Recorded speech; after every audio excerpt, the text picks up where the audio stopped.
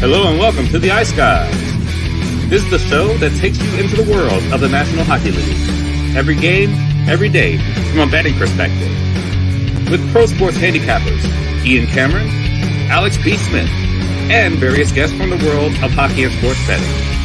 And now, here's your host, Ian Cameron.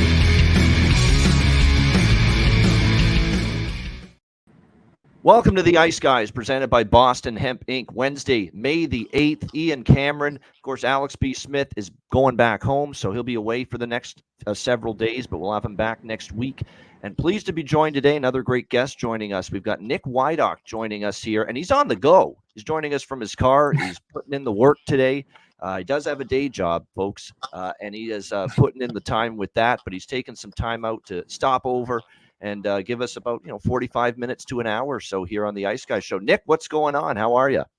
I'm doing pretty good. Just trying to stay cool down here in Texas right now, but just working and grinding. Yeah, no doubt. It's good to have you with us.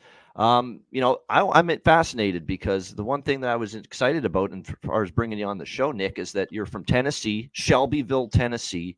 Yeah. Of course, this is not exactly historically hotbed of hockey in your parts, but the Nashville Predators' existence starting in the late 90s has really helped hockey build itself in Tennessee, in some of those southern states and southern markets. So I guess the first question is, how did you fall in love with the sport? Was it before Nashville Predators got there?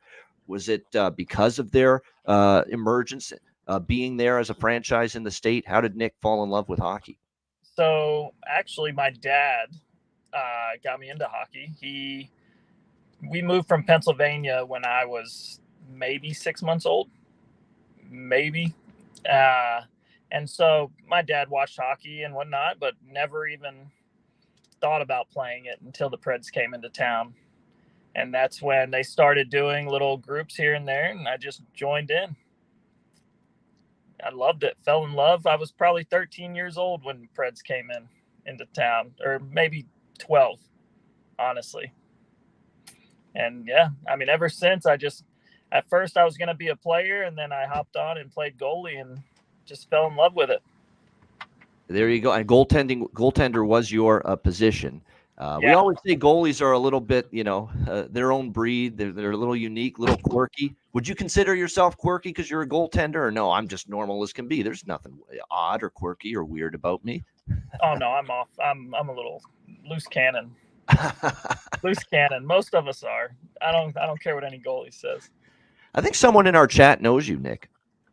I can tell by the name, Roller Hockey Lifestyle, because you were telling me you're in roller hockey currently still. Nick Wydock with 3 exclamation points. So someone in our chat knows you there, Nick. So it's from what it would seem. But so you played a few years pro hockey as a goaltender. What fascinated you about playing that position? And was it I'd like to be goalie rather than forward or defenseman? Was there just a personal liking that you took to playing as a goaltender?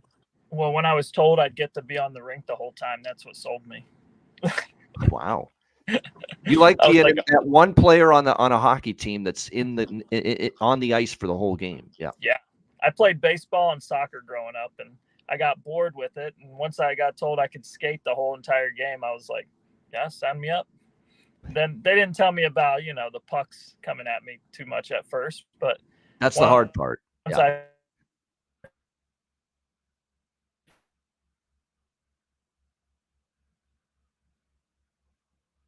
I think we lost Nick now. It's funny because we were testing his connection before the show started. And at the very beginning or before the show, he was cutting in and out a bit. He was fine for the last little bit. I think we got him back, though. We got you. Well, we got your picture back to full clarity. That we don't have your audio at the moment. Say something there, Nick. Yeah, we've lost your audio now. We can't hear you. There you go. Oh, no, you're not muted. I can see your mic's not muted. Uh-oh. Wow. Uh-oh.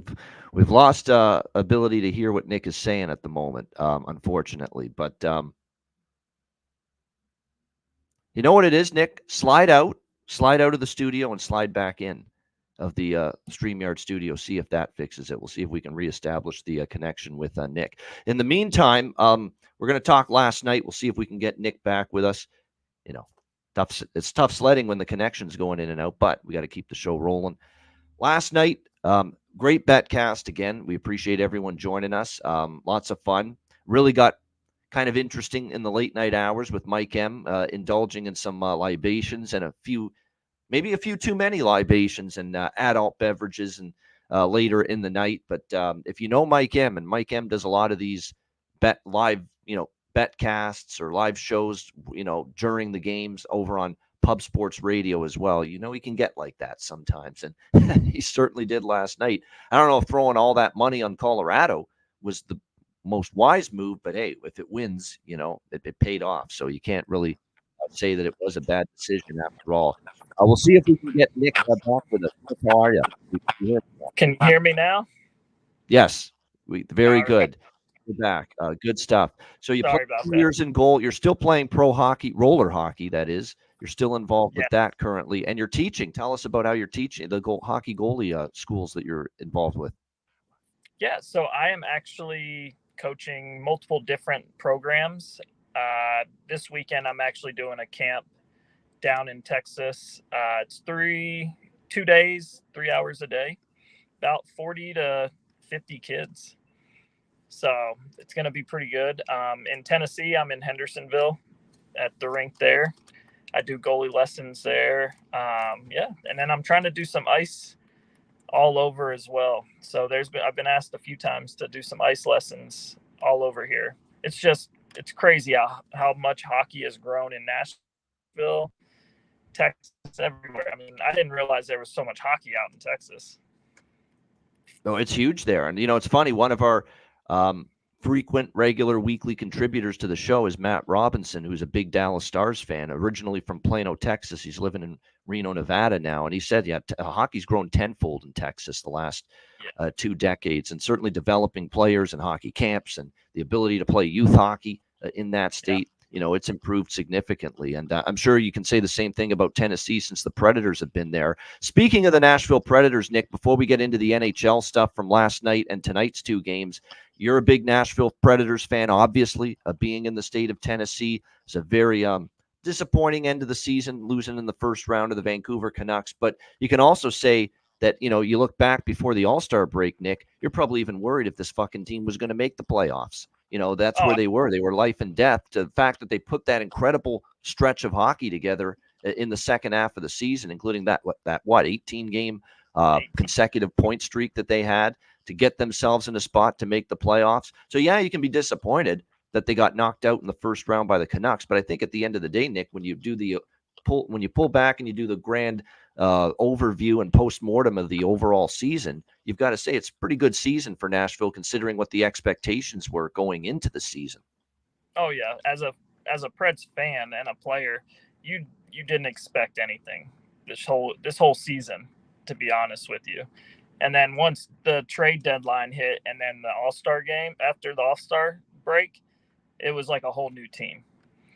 And I think they all just bought into the system that Burnett was trying to run. And, I mean, it blew up and they just looked unstoppable. I mean, to be honest, still, even making the playoffs after the beginning of the season, everybody, I think, was just shocked. And especially in Nashville. It's just, you weren't expecting it. Of course, every year you want your team to make the playoffs, but it was also considered a rebuilding year. So to even make it that far, I mean, I honestly wasn't disappointed that they lost in the first round. I was pretty happy how they even played in playoffs. I mean, every game was close. So, I mean, considering that they almost made it to the second round was even a shock. I agree. I think this is a good look. There's a lot of people not even thinking they're a playoff team, even though they brought in some additions that you thought if they get in the playoffs, that's going to help them out, like a Ryan O'Reilly and a Luke Shen, and guys that have veteran presence. And the thing that Nashville is going to have to improve at, they believe in Luke Evangelista and Tommy Novak and some of these other depth forwards stepping up and becoming bigger offensive contributors. They've either got to have faith in those guys to take another step, or they're going to have to improve their punch offensively from the bottom six, because there was just too much reliance on Philip, who's incredible this year. Don't get me, just outstanding this year, Philip Forsberg. I can't say enough good things about the way he played this year with O'Reilly and Nyquist, but that line carried them to the point where it was almost, there was too much on their plate. They had to do too much to help this team win games. So they got to get a little more punch offensively down the lineup. There's no question about that. Of course, on the blue line, there's some good pieces there. They need Fabro back to health. Roman Josi played at an elite level again this year. You know, I like some of the pieces they have on the blue line as well, but I think depth up front is something they've got to work on in the offseason. Oh, 100%. I mean, that line, like you said, the Forsberg, O'Reilly, Nyquist line, they tore it up. If it wasn't for them, I don't think they make it that far, to be honest. So they got to have they have to definitely get a third, fourth line going. I mean, you look at the NHL across the board, and the teams that are in the playoffs right now, they have depth. That's why they've made it as far as they have. And they are. Yep. That's how you compete. That's how you're going to compete. So. Yeah, exactly. How many times have we said it on this show over the years? You need four lines to help you win in the Stanley Cup playoffs, and you need contributions from all 12 forwards. You know, you just can't put all your eggs in the basket of one line. That's not going to cut it for you in the Stanley Cup playoffs. That's probably what Nashville has to work on. Just one last thing on Nashville. If you on your wish list for Nashville in the offseason, Nick Wydock's wish list, one thing Nashville could add to this team to make them better going into next season, what would it be? I would honestly get another veteran defenseman. Fast, kind of like of course it's hard to get another Roman Josi, but I think they need somebody on that line, or not his line specifically, but they need another one like him. Because after Roman Josi, you got Shen and stuff, but they don't have the speed. It's hard to find guys that can join the rush like Josi, and I think they need another one. I think there's some truth to that for sure. A little bit more fluidity, a little more puck movement, absolutely, from the blue line. Get that defense to offense transition game going a little bit better, because you're right. Other than Josi, there's not a lot of that in terms of widespread throughout the blue line. So, yeah, I agree with that. It'll be interesting because Nashville's right in that middle tweener region right now in the NHL, where they're not a rebuilding team, but they're not like one of the elite teams or contenders either for a Stanley Cup. So they're right in that middle ground right now. So it's going to be interesting to see a big offseason, second, I guess, full offseason for Barry Trotz since taking over as the general manager from the legendary David Poile, who, of course, retired before the start of last season. All right, looking back on last night, and we were on a Betcast, Nick, last night, me and a bunch of our viewers and listeners, and we're live betting, and we're watching the games, we're throwing back some beers. It's always fun. And we couldn't have asked for two better hockey games last night for this Betcast. I mean, incredible. We start with the Carolina Hurricanes and the New York Rangers. That game was awesome. Yeah. The pace was off the charts. It had a little bit of everything. It had physicality. It had nastiness after the whistle, tons of scrums, bitter feelings, tremendous playmaking, and goals. Like the goals that were scored, some of them were just beauty goals. Outstanding goaltending from both goalies, and especially Igor Shesterkin, with 54 saves for the New York Rangers in that victory. A huge win for the Rangers to take it 4-3 in double overtime. Vincent Trocheck, who I cashed a goal prop at plus 250 he gets the overtime winner for the Rangers. He's been red hot. But at the end of the day, Nick, the overall theme of that series, and again last night for Carolina in that Game 2 loss, lack of discipline, lack of composure, in the penalty box too much, and the Rangers power play is destroying the Carolina penalty kill early in this series. And I came into this series, Nick, thinking that was a saw-off, that battle, that the Rangers power play is elite. But I said, well, hold on now. Carolina's penalty kill is elite. Carolina's had one of the best penalty killing teams in the NHL for the last few years, but it has not been this way in this series. The Rangers have had their way with the man advantage. And once again, they use it to their advantage last night in double overtime to get the Game 2 win and take a 2-0 series lead with them over the Hurricanes back to Raleigh for Game 3. Nick, what were your thoughts and observations from that one last night? Yeah, like you said, lack of discipline is huge, especially now in the playoffs. You look almost every team has an elite power play. And if you like most of them can capitalize almost every time. If you look at the chances they get, even if they don't score on the power play, you have 2 to 3 chances every time. And it doesn't matter how good of a PK you have. You get worn down if you're in the box the whole time. I mean, it's even your goaltending.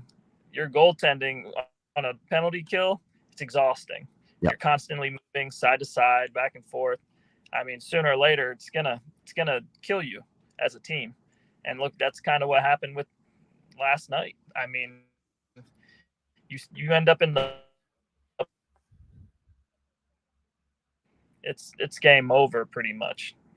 Especially New York. New York's got one of the best ones, and their goaltending, you can't beat it. Shesterkin is by far the best goalie in the NHL. You're not beating him when he plays like that last night. That's for sure. He was just incredible. The number of high danger. Yeah. Like we're talking 10 out of 10 on the degree of difficulty scale of saves that he had to make in the third period and in the 2 overtime periods, especially. That guy, when he is dialed in like that, he is special. He is a special goaltender, and he showed it last night. And you can't beat a team especially with a goalie like that, if you're in the box. Yep. You know what I mean? You're not going to get chances. But even then, 5-on-5, I mean, like you said, Carolina 5-on-5, it's hard to beat them. Yep. I mean, so if Carolina stays out of the box, I think it's going to be, it'll be tough to beat them if they stay disciplined. I mean, New York, you have your goaltending and some depth, but like, I love Carolina. I just think they're all around such a good team. And I mean, if Anderson plays well, he's a top goaltender as well.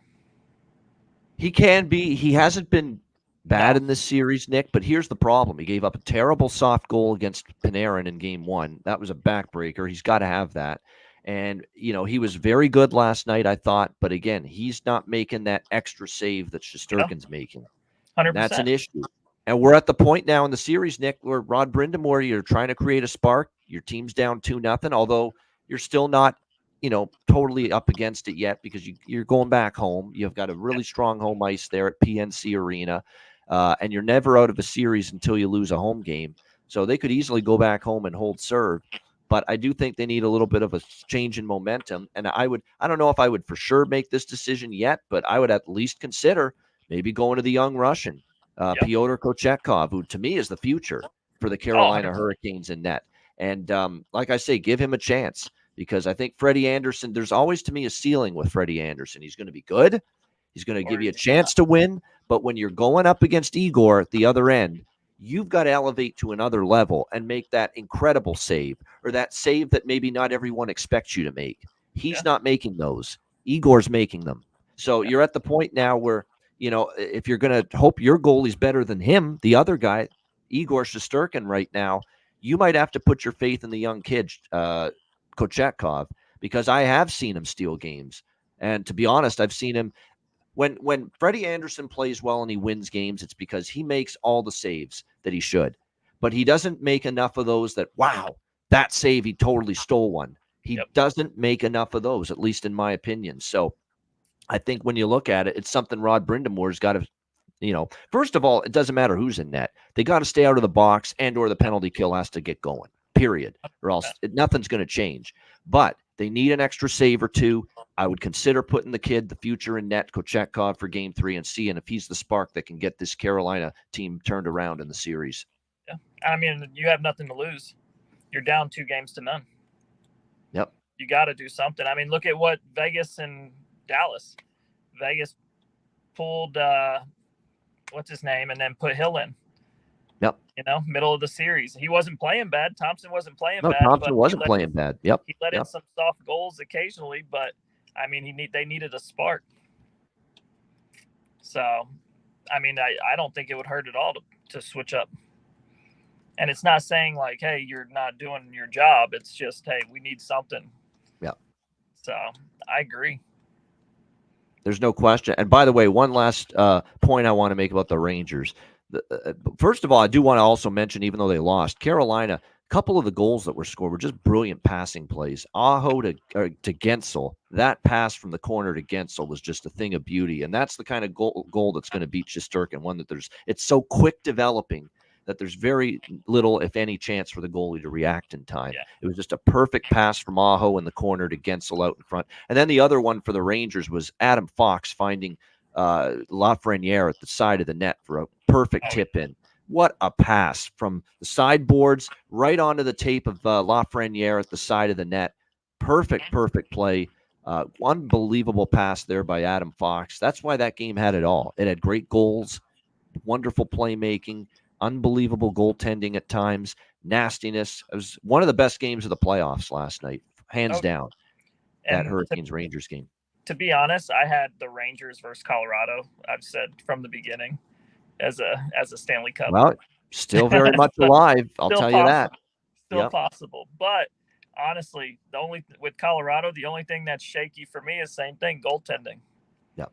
I mean, that's what you got to have to win championships, and New York has it right now, but Colorado that's what scares me a little bit. Yeah, there's no question. That's going to, well, last night, I'll tell you what, for as much as we've shit on, and we're going to get to the perfect segue, Nick, perfect. We're going to get to Colorado and Dallas now. That's going to be one that's, look, if you're Dallas, and you look, you've been bad in game ones. You've now lost 5 straight game ones. And I believe you've still ended up winning 4 of those 5 series, even though you lost game 1. Obviously, they lost game 1 and game 2 against Vegas, and they still won that series. You look at last year, they lost game 1 to Seattle. They still won that series in the second round. The first round series last year, they lost game 1. They still won it. They've been good at losing game 1 and still winning the series. And so it's not the end of the world here for Dallas. But it's just the fact that you had a 3-0 lead after the first period, and you were not able to close out that game and win it. That's still, it sucks, I think, if you're Dallas. You're feeling like, wow, it's a missed opportunity here for us, given we were up 3-0 in that game and we couldn't close it out. But look, kind of the same shit we just talked about with Carolina. You start taking penalties against one of these damn power plays that can't be stopped, you're going to put yourself in trouble. And that's exactly what happened to Dallas. They started taking penalties in the second period. Colorado went 2 for 2. First 2 power plays, Colorado scored on both of them. Yeah. I mean, that is how lethal they are at the moment with the man advantage. They cut the lead from 3-0 to 3-2. McKinnon ties it early in the third. And for all the negativity we've had about Georgiev and the Colorado defense being shaky, Georgiev had to make a couple of tremendous saves in overtime, and he did.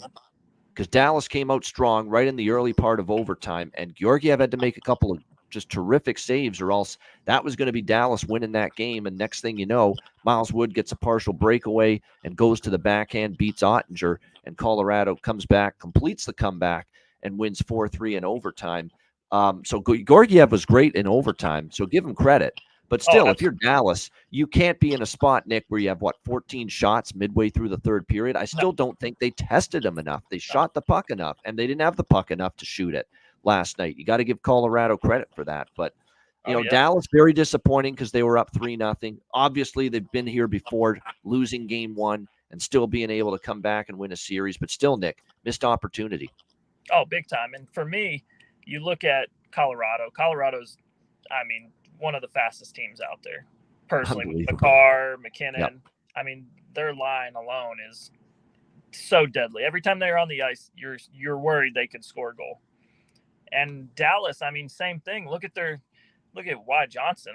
That kid is tearing it up. And you look at Shesterkin, not Shesterkin. I can't even know this. He's number 11, but he is fast. I don't know his name 100%, but the kid's fast. They both Stankoven for Dallas. Stankoven for Dallas. Look at him. He's tearing it up. That line alone. But to me, the speed alone for Colorado, and I called it. After the first period, I said, I think they're getting the dust cleared off from being off so long. And sure enough, second period, they came out and Colorado looked like a totally different team. Benefit of the doubt, Dallas played well in the first, but after that, it was just Colorado came out and took over. And you can't blow a 3-0 lead in playoffs. No. Going back to the Preds, they were up 2 goals with 2 minutes left and they ended up losing. It's just something you can't do. It's a killer. as much as it's only game one, it's in the back of your mind for game two. Like, it's hard to move on from, but I mean, it's one of those things you just have to. That's where your veteran guys come into play and tell you, hey, don't worry about it. We still got 6 more games. So Absolutely. Yep. Hopefully Dallas can get over it and get out for game 2. But Colorado's just tough. I mean, that team's, man, doesn't matter what they did regular season, playoffs, it's hard to bet against them. Yeah, I mean, it's that's going to be a good long series. I expected it to be that way with Colorado and Dallas, and like I said, we've said it over and over with Dallas, and that they've had these bad game ones, but they've found a way to regroup and found their way to get back into the series and win a series. So they're gonna be tested again. Now, they got down 2-0 against Vegas, and they still won that series. I wouldn't want to tempt fate with this Colorado team, though. Not at all. And go down 2-0 again, because while they won 2 in Vegas, I don't know if there's a scenario in that building at playoff time, Ball Arena in Denver, where I envision Dallas being able to win 2 in Denver. No. So I think they can split in Denver, but asking Dallas to win both games in Denver, I think, would be asking a lot. So I think game 2 now is a little more important. That, hey, don't go down 2-0 in this series like you did against the Vegas Golden Knights in the first round. All right, let's get into tonight. We've got 2 Stanley Cup playoff games on tap, and we will begin with game 2, East semifinal, Boston Bruins, Florida Panthers. Florida losing 5-1 in game 1, looking to bounce back. One of the more woeful performances, I guess you could say, that you'll see Florida have. Coming off a long layoff, will they be sharper? Will they be more dialed in tonight? We'll see. They're -170 home favorites here in game 2, the total 5.5. Boston obviously leading 1-0 in the series. Here's the thing with it. Here's where I am with this game, and that's really not doing a whole lot as far as side, at least from the side perspective pregame. I want to take Florida in this spot. Bounce back. They're going to be a lot better. I know that for a fact. But being a lot better doesn't mean you're going to win. That's number 1. Number 2 is, look at this price point. Florida's -170 right now here in game 2. So they're actually laying a bigger number, just slightly a little bigger number here in game 2 than they were in game 1. So you're saying you've got to lay -170 with Florida against a team and specifically a goaltender that hasn't given up more than 2 goals in the entire playoffs so far? I don't think he has, Jeremy Swayman. He hasn't given up more than 2 goals. I mean, even the Toronto wins that they had, remember when they scored 3, I believe it was Toronto in game 2 of that Boston series. Linus Ullmark was the goalie that night. Yep. When Austin Matthews got the game winner. Jeremy Swayman's been incredible. And so you're saying I got to lay $170 with this Florida team against this goaltender right now. I think this is a regular season number right now with Florida. And so I'm on the sidelines for this game.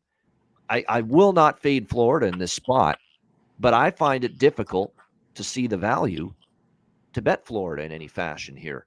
Maybe first period puck line, you'll get -0.5, but again, Jeremy Swayman's been good, especially early in these games. How many times has he put up a goose egg in the first period? Yeah. So I don't even have the boatload of, desire to rush to the betting window and take Florida in the first period puck line either, here in this game, given the way he's playing. Not to mention, look, the big story for Boston is their offensive issues. The Pasternak had a slow series. They haven't gotten anything from Coyle. Zacha didn't have a good first round, but Zacha gets 2 points in game 1. Pasternak looked way better in game 1 against Florida than he did in most of the Toronto series. And then all of a sudden, you're getting all these contributions from unexpected sources. Mason Lowry, what a beautiful goal he scored. Brandon Carlo, the new dad, gets on the scoreboard with a big goal for the Boston Bruins. Your defenseman scoring goals and chipping in to the offense here for the Boston Bruins. So this is definitely, for me, more of a props game, player props. There are a bunch that I like in this game, but as far as the side goes, total pass here for me. Even Florida team total. When I usually like a team to bounce back, and win a game when they're a minus 170 favorite, I'll normally bet the team total instead of the money line because you're going to get a better price. Why lay minus 170 with Florida money line when you can take their team total over 3.5 plus 136? Here's the problem. This Swayman's not coming close right now to giving up 4 goals. That's how good he has been. Now, maybe tonight Florida bumps him a few times, rattles his cage, maybe whack a stick, against his pad. Do something to throw him off his game. And that's what I said after game 1 when we recapped game 1 yesterday. They've got to do something to really get him agitated. He's too calm. He's smiling after making saves right now, Jeremy Swayman. That's how much he's having fun and enjoying himself and how much confidence he's playing with right now. You've got to somehow get him off his game.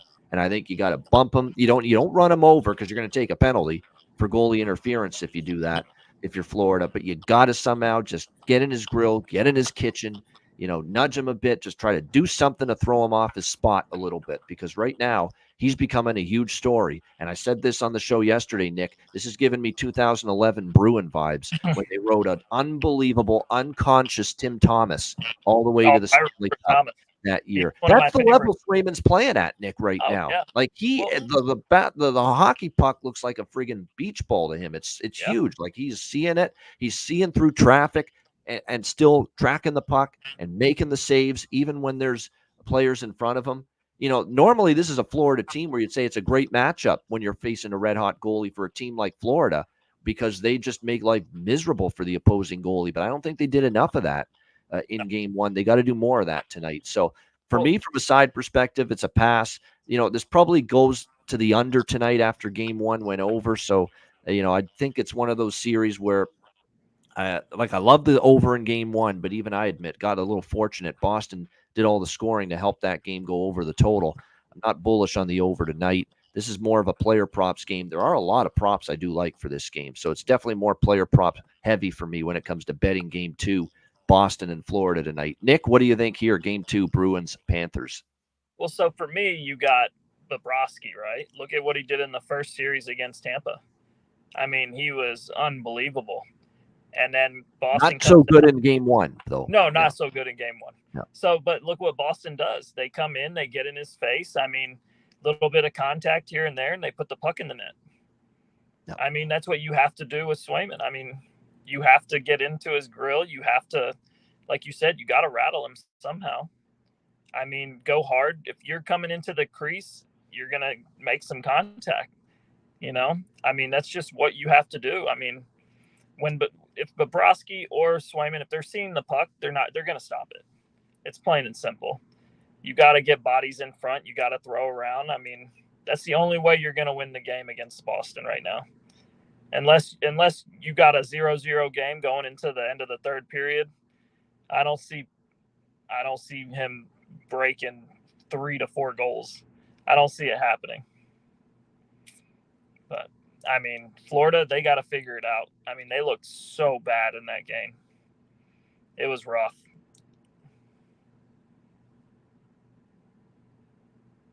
Oh, sorry about that. I was muted. For Florida, they weren't good. That was about as, that's about as bad as you'll see Florida play. But they were off a long layoff, long bit of rest. You could tell they were not sharp. They were not in. They will be a lot better tonight. That much I know. Oh, agree. Yeah. Florida will be a lot better tonight. That's for sure. But somehow, some way, they've got to get really a lot more bodies in front of Jeremy Swayman. Jeremy Swayman's becoming a real story, guys. This is now like game 1. I opened my eyes to it that this is the kind of run I saw Tim Thomas put together for Boston in 2011, where he's just unconscious. He's stopping everything. And Boston's getting more and more belief in themselves. The more wins they get, the more they see Swayman playing well.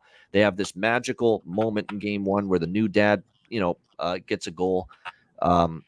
Brandon Carlo. I mean, they've got some real good karma going right now, the Boston Bruins. That's a scary thing.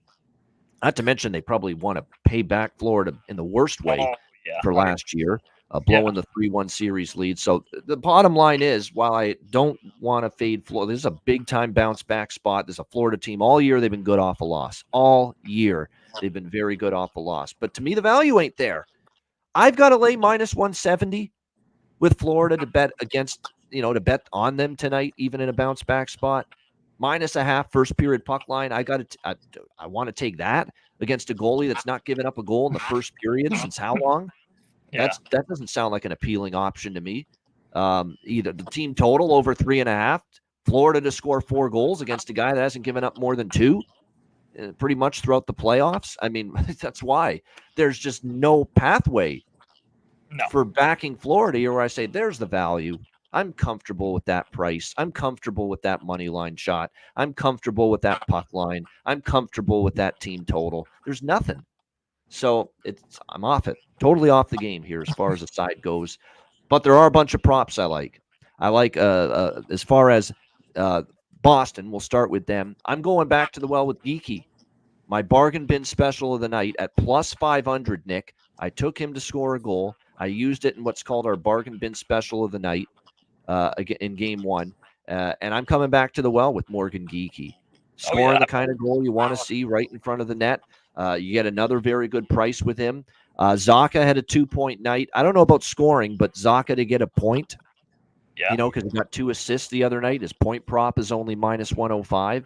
So, I do like that a bit. Brandon, I don't want to be a day late and a dollar short. That might have just been one magical night because he just became dad. But if you think Brandon Carlo can turn it into a 2-game goal scoring streak, it's, plus 1550, for him to score a goal for the Bruins once again here tonight. But definitely geeky props. Pasternak over shots. He's starting to shoot the puck again. Brad Marchand's been quiet, the last couple of games. Will that continue? That remains to be seen. And by the way, Justin Brazeau, he had a nice goal in game 1, +600, maybe a little small shot there as well.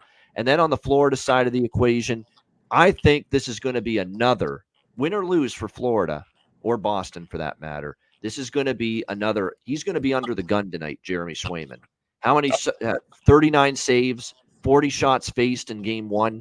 And that was a Florida team that really wasn't overly sharp. Looked like there was a little rust on their skates, if you will. I think it's going to be another high-volume shots on goal night for the Florida Panthers team, that Jeremy Swayman's going to be busy. Florida doesn't want to go back to Boston down 2-0. So I'm definitely going to the Jeremy Swayman over saves tonight. It's 30.5. I think there's a good chance that goes over the number for sure. Oh, for shots on goal, absolutely. Yeah. Jeremy Swayman over 30.5 saves, I think is a tremendous. I think it's arguably the best bet to make on the board in this entire game 2 tonight. To me, is Swayman over 30.5 saves. And then for shots on goal, Sammy Reinhart easily went over his shot prop in game 1. I expected again here over 3.5 +120. Sammy Reinhart to get a goal +140. Matt Tkachuk to get a goal just because, Florida right now, they're relying on the same, core guys to score goals for them. Tkachuk, Reinhart, and Verhaeghe. Don't overthink it. Those are the guys you want to be betting for player props tonight and moving forward if you're Florida for production. And I'm going to go back to the well. Didn't hit in game 1. Tkachuk and Verhaeghe point parlay -110. I'm going back to that tonight. Verhaeghe and Tkachuk, parlay them together to get a point. The price is like even money. I think they both get on the score sheet. Tkachuk got a goal in game 1. Verhaeghe did not get on the score sheet in game 1, but definitely I think he's got a good chance to get on the score sheet here tonight. So those are the props I like the most on both sides here tonight. Tkachuk is another one over shots on goal. Tkachuk over shots, Reinhart over shots on goal. I'd even take a shot too, because I saw somewhere and I read this that Brandon Montour shot attempts was off the charts for him in game 1. And remember, he had a big series against Boston last year. And I know we had Brett Skalski and we had Eric Delarose on Monday's show talking about Brandon Montour props. I wouldn't shy away from it just yet, even though it didn't come through in game 1. Panthers will be better. Panthers will be sharper. So Montour goal +600, Montour assist +165, or Montour to get a point +116, and even Montour over 2.5 shots on goal -125 because he had a bunch of attempts. Oh yeah, and they're going to see a lot of ice time. Yep. Those top guys are going to see plenty of ice time. They're going to start throwing the puck even more to the net. Yeah. So I definitely think Montour's he's awesome. Yeah. He's such a good defenseman. So I honestly think he's definitely going to get probably 4 or 5 shots this next game. Yeah, definitely. And all we need is 3. Exactly. For over 2.5 shots. I remember this guy had double-digit shot attempts in game 1. So it is a very good prop game. Based on what we saw in game 1, based on the way we think the flow is going to be, Florida, it's going to be one of those games where Boston, if they're going to win this game, they very well could. They could win this game, Boston 4-2 or 4-5-1 or something, and yet be outshot 42 to like 26 or something. 42 to 28, because that's how good Swayman is. Swayman can steal games right now. He's clearly showing that. And like I said, Florida, I think they're going to do it. They're going to be better, but it doesn't guarantee victory for them. And I'm certainly trusting that. I'm not willing to go against this goaltender right now at -170. While I like the spot for Florida, I think they've got the potential to tie up this series. I just don't like this price. It's that simple. -170. Until Swayman puts up 4 or 5 goals against in a game, I wouldn't bet against him. Exactly. So, like I said, great game to watch, though. Can't wait. Love a lot of those props. It's a player prop game for me there, pretty much, with Bruins and Panthers tonight. All right, we turn our attention to, before we get to game 1, just the overall series first. Western Conference semifinal. Finally, the last of the 4 second-round series to get underway finally gets going tonight. The all-Canadian matchup, Edmonton Oilers, Vancouver Canucks, Edmonton -250 series favorites. I have not bet a series price pre-series, but I have faith in the Canucks being a tougher out for Edmonton than people think. There's a strong sentiment out there that this Vancouver team is going to get steamrolled by Edmonton. I'm not so sure about that. I still have Edmonton winning the series because I saw enough in the LA series where Edmonton can win a high-scoring game with obviously McDavid, Draisaitl, Hyman, and all the offense that comes with them. But they've also showed with Skinner, being able to play well for the Edmonton Oilers in net. And they showed in Game 4, Nick, that they can win a 2-1, 1-0, I should say, lower scoring type of game. Edmonton can win those lower scoring games. I've got faith that if Vancouver manages to hold them in check, Edmonton's not going to lose their poise. Edmonton's not going to lose their patience, and they're going to play a patient game like they did against Los Angeles, in Game 4. So that's where the difficulty comes for Edmonton, for Vancouver, I should say, in this series. That Edmonton's proven that they can win different types of ways. And the big question for me is, I believe in Shelovs for Vancouver. He's been great. He was great in the National Series, no question about it. This is going to be a taller order, though. A little more explosiveness, a lot more firepower at the disposal here of the Edmonton Oilers. So he's going to be tested a little bit more. We'll see if he's up to the test. And it's going to be Artur Shelovs until at least Game 5, because they've already ruled out Thatcher Demko and through to at least Game 5 of this series. I don't think you're going to see him in this series at all. I think the earliest you're going to see Thatcher Demko, and I mean the absolute earliest, is if Vancouver manages to get their way to the Western Conference Final. I don't think you're going to see him at all before that. So in the series, I think Edmonton wins. I'm obviously not interested in laying this kind of price, but say Vancouver surprises them in Game 1 and you get a better reduced price on Edmonton, maybe then I'll join in the fray as far as a series bet.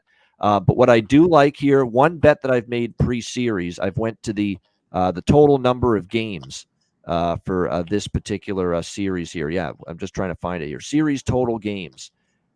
Now you got to lay a price, but it's around -160 over 5.5 games.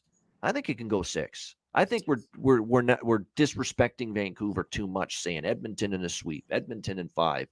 I don't think so. I think Edmonton will have to work for it. I think Edmonton's going to win the series because I trust their overall allotment offensively a little more. And I don't know if Vancouver can survive another lifeless series from Pettersson too. No. And he did have a nice assist at the end of the Nashville series, but he's got to be more impactful here in this series against Edmonton. So I like Edmonton in the series, but the only bet I've made pre-series from the series betting market for Edmonton Vancouver is that over 5.5 games, -160. I don't know about 7, because you could sprinkle on over 6.5 is +230. So if you think this is going 7, you get a really nice price, +230 or so for the series to go 7. I think I might sprinkle on that too, but the primary bet for me is the over 5.5 games. Just get me to 6 games, and it's profitable for me in this series. Oh, and I also have Edmonton exact series result, 4-2.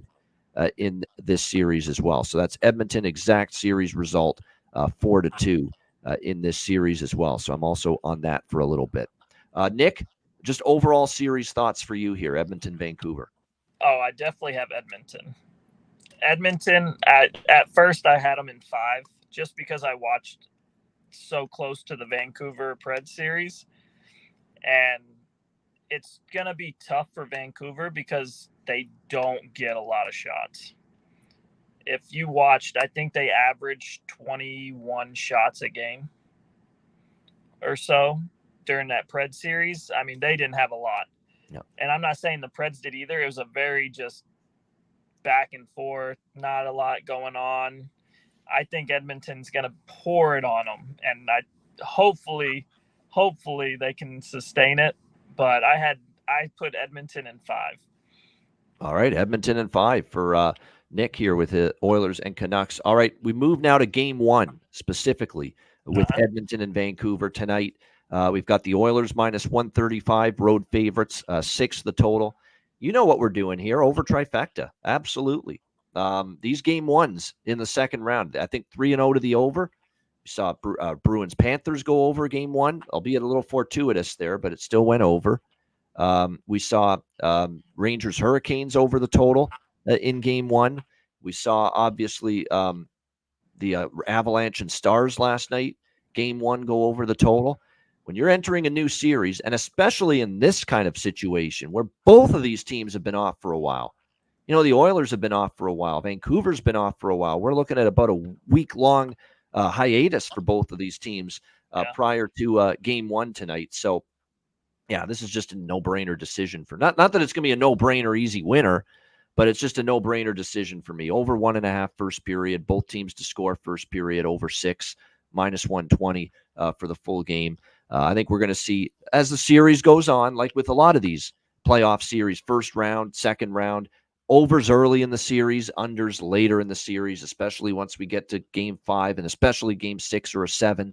You know, if we see those in the series, and we'll definitely see things tighten up. But here in Game 1, for sure, over trifecta for me. Nothing on the side for me. You know, I don't think I'm rushing to lay that kind of a number with Edmonton on the road in Game 1. I want to see how Vancouver handles the Oilers, and I know people will make a big deal of Vancouver sweeping the season series against Edmonton. Vancouver won every game, but keep in mind, 2 of the 4 wins Vancouver had against Edmonton were the first 2 games of the season. That's when Edmonton still had, Jay Woodcroft. Things were falling apart. They had that brutal start to the season. They just didn't have anything going their way, and it took them a while to get their season back on track. So 2 of those 4 games were when, Edmonton was in the shits. So you have to keep that in mind. This is a different Edmonton team now that the Vancouver Canucks are playing compared to the 2 blowouts that they had again. Well, not 2 blowouts, but they beat them twice. The first game was a blowout. So again, and Campbell was in net. Good point, Rich H. And look, he's a Canucks fan, and even he's saying, yeah, my team went 4-0 against Edmonton. Who gives 2 fucks and 2 shits about it? Campbell was in net. The team stunk at the time, Edmonton. It's a totally different part of the season right now. Well, and look at what did the season series do for Winnipeg against Colorado in the first round? Winnipeg won the season series against Colorado. Colorado won the series. So you have to be careful with that stuff. Judging that or assuming that regular season performance is going to carry over into the playoffs. No question. So this for me is a pass on the side, but I really like the over trifecta. Nick, what do you think here of Game 1 specifically, Oilers Canucks? I mean, if Pettersson doesn't get going and anything else, I see Edmonton at least scoring 4. So I'd give it over 6. Well, if you like Edmonton to score 4, team total for Edmonton is over 3.5 plus 118. Sounds like you like that. Yeah, I think they will. I mean, again, watching Vancouver, I don't think they're gonna be able to sustain Edmonton's pressure. So I take Edmonton scoring 4, at least 4, and then Canucks hopefully can put 2 in. They didn't, so I would take over 6. All right, I agree. I think that's the move. Stay off the sides. A little dicey here with both of these teams have been off for such a long time. And the one thing too, look, Edmonton, I think, if I had to lean one way, I'd lean Edmonton, but I don't like the price. And don't underestimate, that Vancouver home ice there. It's a great Oh environment. yeah, You pumped up for, first game of an all Canadian matchup against a division rival like this. That's definitely going to put some energy and wind in the sails of the Canucks tonight, for sure. And by the way, if when I say lean Edmonton, I would play the team total if I rather than the -135. And I've said that all season about Edmonton. yeah. When you like Edmonton and they're any sort of moderate home or road favorite, you've got to look to maybe back them with their team total instead. And I think that's the way you approach this here, that if you like Edmonton in this game, you take the team total maybe instead of the money line here in this one. But for me, the primary look is over 1.5 first period, both teams to score first period, and over 6 for the full game. The over 6 I really like for the full game, definitely. All right, as far as props go for this game, there's also another prop game where there's some opportunity here as far as the player prop market. We've got some lineup shifting that has taken place. Adam Henrique is out for Edmonton here in game 1, and he's primarily been on that left wing side of the top line with Connor McDavid and Zach Hyman. So obviously that leaves a vacated spot, which means someone's moving up to that position. The million-dollar question is, who would that be? And the answer is Matthias Janmark for the Edmonton Oilers. He is up there with McDavid and Hyman. Right away, I went to the player props for Matthias Janmark because Connor McDavid can make a broomstick look good and make a broomstick score a goal with him. 100%. 100%. There's going to be value. I was thinking, if odds makers have a clue what's going on here, we're going to at least see some kind of adjustment here with Janmark now knowing that he's likely to suit up on the top line with McDavid and Hyman tonight. So I went and looked, and to my shock, Matthias Janmark is plus 690 at some spots to score a goal tonight. Are you kidding? It's on the top line with McDavid and Hyman. Incredible value. I know he's more of a defensive player, defensive forward, and that's why Chris Knobloch has chosen Matthias Janmark to play on the top line with McDavid and Hyman because he's a defensively responsible player, and you have a little bit of a greater defensive presence and a greater, makes the line stronger away from the puck, having Matthias Janmark on that line. I think that's what Chris Knobloch sees in making this move to put Janmark up there with Henrique out. Nugent Hopkins, Draisaitl, and Kane. Evander Kane really got red hot down the stretch of the LA series, so maybe some props involving him. You got Dylan Holloway, Ryan McLeod, Corey Perry on the third line, Warren Fogle, Derek Ryan, Connor Brown on the fourth line. Ekholm and Bouchard props are always, worth a look. The top two defensemen that play all those minutes for the Oilers. So, I wouldn't talk anyone out of that for sure. And then for Vancouver, the one that stands out to me, and we've talked a lot about, obviously Miller and Besser. I'm never going to say it's a bad thing to bet their props in playoff time. They had a good series, both of them against the Nashville Predators. Miller and Besser have proven to be very good big-time playoff performers for the Canucks. I've been disappointed in Höglander. He didn't do more in the first round, but, he's still on the second line with Pettersson and Mikheyev. Joshua, Lindholm, and Garland on the third line. I think Elias Lindholm, this is one of those series where maybe he comes to the forefront a little bit.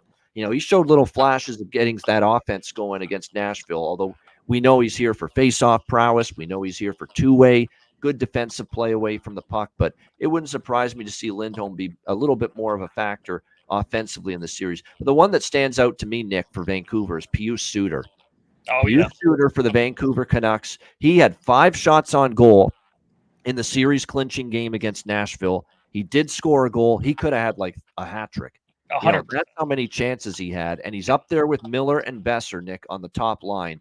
So as much as we talked about Janmark, tremendous value, plus 690 to score playing on the top line. You could say the same thing about Pius Suter here for Vancouver playing on the top line. You can get him plus 475 to score a goal. You can get him just plus 160 to get a point. Never mind a goal, just to get a point, plus 160 playing on that top line for Vancouver. So it's a good prop game as far as value is concerned. Yeah, and I had Suter, he was tearing it up. That last game, I was like, somebody's got to get on this guy. Like he was, like you said, he could have had a hat trick with all the chances he had. Yep. I mean, he was all over. So I would definitely take him for a point especially. There's no doubt in my mind. I'm sure he'll have a point. Goal, I would even take him, especially if he plays the way he did the last 2 games of that Preds series, because he was all over. Yep. So I would definitely take him as a goal. No doubt. I agree with that fully. No question. So, yeah, Pius Suter, underrated, moved to the top line, and look what he did with that opportunity in Game 6 against Nashville in Music City, the backyard of Nick Wydock, when what he was able to do there. He got a goal, but he had 5 shots. He was always, getting chances. He was robbed, too, in the first period by, I think it was McDonough. McDonough lifted his stick on an odd man rush, and I think if Suter got stick on puck in that situation, he would have scored there. So he could have had 2 goals in that game. Play you're talking about too. Yeah, I remember it. McDonough saved a goal. Yep. Yeah, he definitely would have scored. Wide open net. Yep, no doubt. And that play saved a goal, and it was a great play by McDonough at the time. So, like I said, I think there's big time value with those 2 top liners, one for each team. Janmark for Edmonton and Suter for Vancouver tonight. Definitely interested in props for both of them.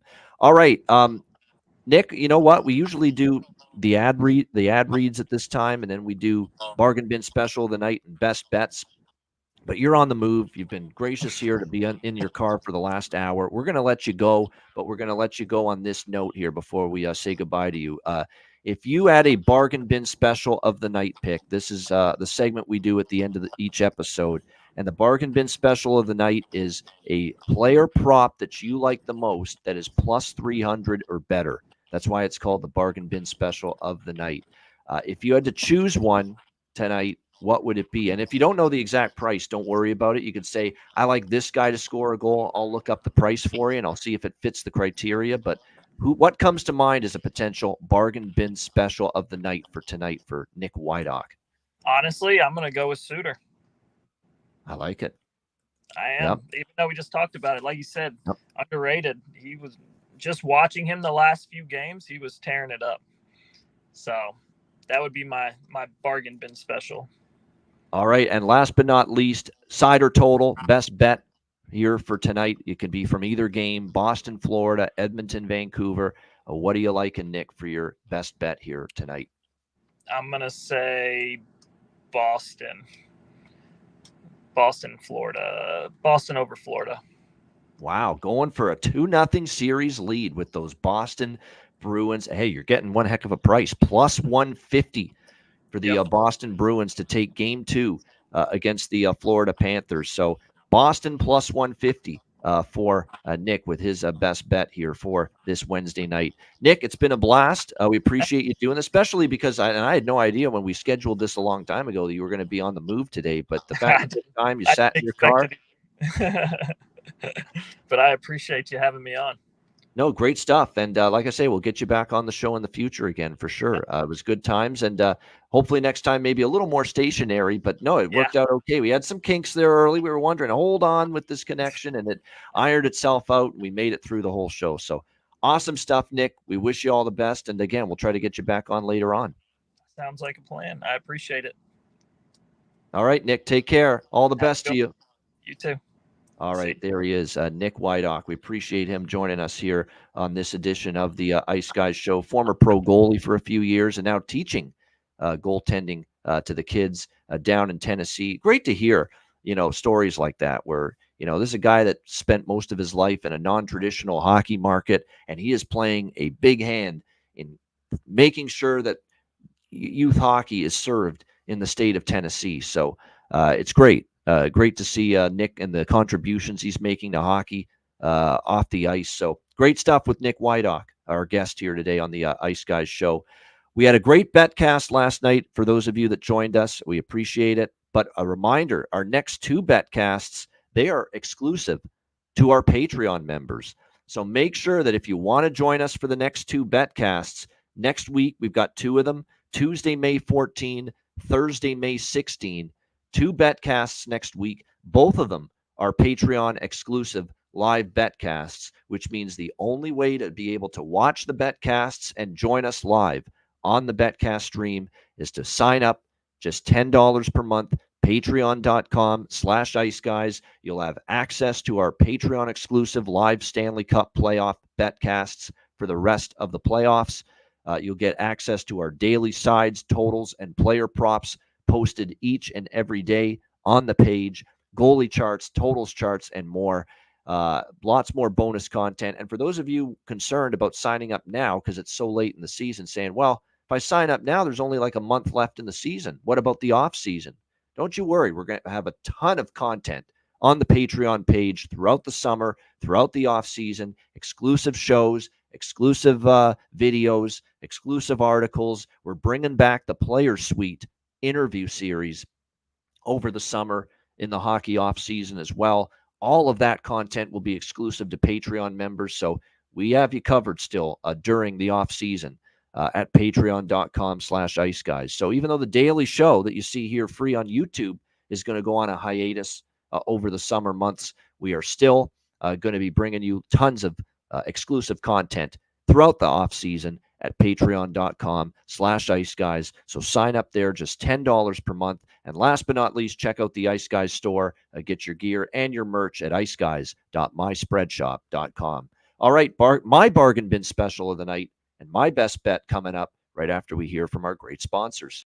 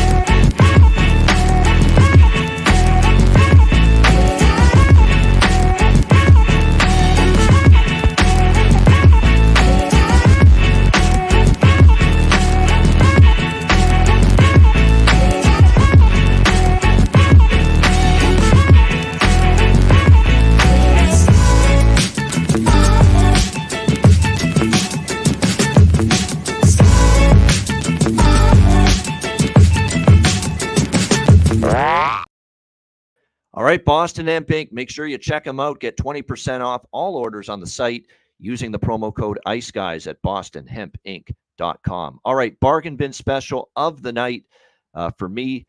It's funny. Nick went with Pius Suter. For me, it was either going to be him or the other guy up on the top line from that Edmonton-Vancouver game. So because Nick went with Pius Suter, who I really like, I think it's a great bargain bin special of the night pick and candidate. I'm going to go with Matthias Janmark for Edmonton, plus 690 to score a goal tonight. It's just tremendous value that you cannot pass up, especially with him slated to start on the top line tonight with Connor McDavid and Zach Hyman. So absolutely, it is a slam dunk choice for me for bargain bin special of the night. Matthias Janmark, Edmonton Oilers, plus 690 for my bargain bin special of the night. All right, best bets. We're going to that same game for my best bet. Edmonton, Vancouver, over 6, minus 120. We've seen it with the game one matchups in this round. Higher scoring, little sloppy. Teams that have been on layoffs. You're not seeing everybody sharp defensively. Goaltenders not as sharp. They're out of their rhythm of playing every other day. And the result has been goals and overs in game ones. First round, more overs than unders in game ones. Second round, 3-0 to the over here in game ones. I think that trend continues tonight. Oilers, Canucks, over 6, minus 120 for my best bet for this Wednesday slate. All right, that's a wrap. We appreciate everybody joining us. Hit the like button on the way out. We appreciate it very much. A reminder, the Ice Guys is live 7 days a week, Monday to Friday, 2 p.m. Eastern, Saturday and Sunday, noon Eastern. If you can't watch the show live, download the Ice Guys podcast in audio form on all major podcast platforms: Google Podcasts, Apple Podcasts, Spotify, Stitcher, iHeartRadio, Amazon Music, and more. Download the Ice Guys podcast when you can't watch the show live. For Nick Wydock, our guest, we thank him for joining us today. I'm Ian Cameron. Have a great Wednesday night. Enjoy the games and good luck. And we will be back with you tomorrow on Thursday for another edition of the Ice Guys.